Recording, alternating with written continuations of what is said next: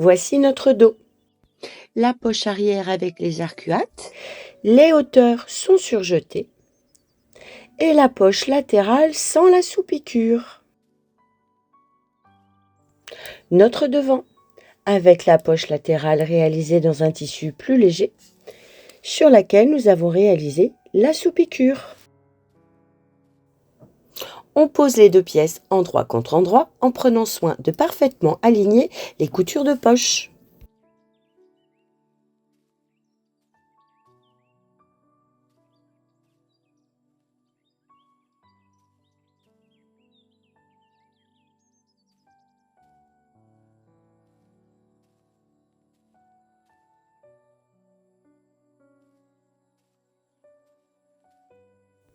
Les valeurs de couture sont rabattues côté poche.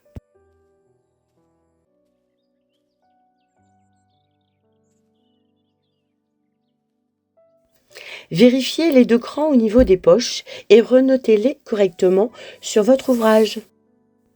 Épinglez les hauteurs de côté entre elles. Puis, posez des épingles traversantes sur les lignes de couture des poches.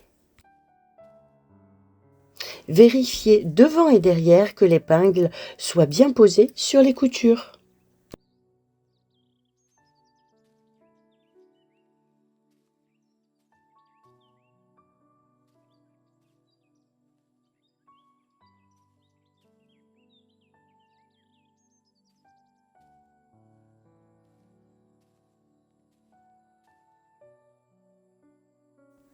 Avec vos doigts, vous pouvez vérifier que les deux épaisseurs se superposent parfaitement.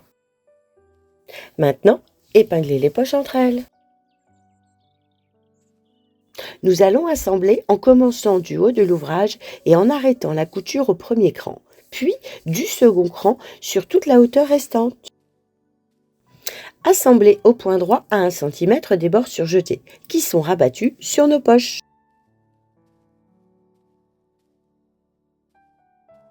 Réalisez de solides points d'arrêt au niveau des deux crans. Puis, assemblez les poches entre elles, toujours à 1 cm des bords, en arrêtant la couture au croisement avec celle précédemment effectuée. Couchez la poche sur la partie devant et la bâtir en place à 5 mm des bords.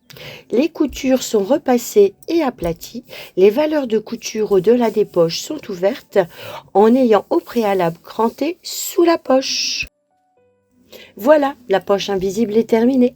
Les assemblages de poches sont rentrés sur l'intérieur et la ligne de côté est continue sur toute la hauteur. Faites à l'identique pour le second côté.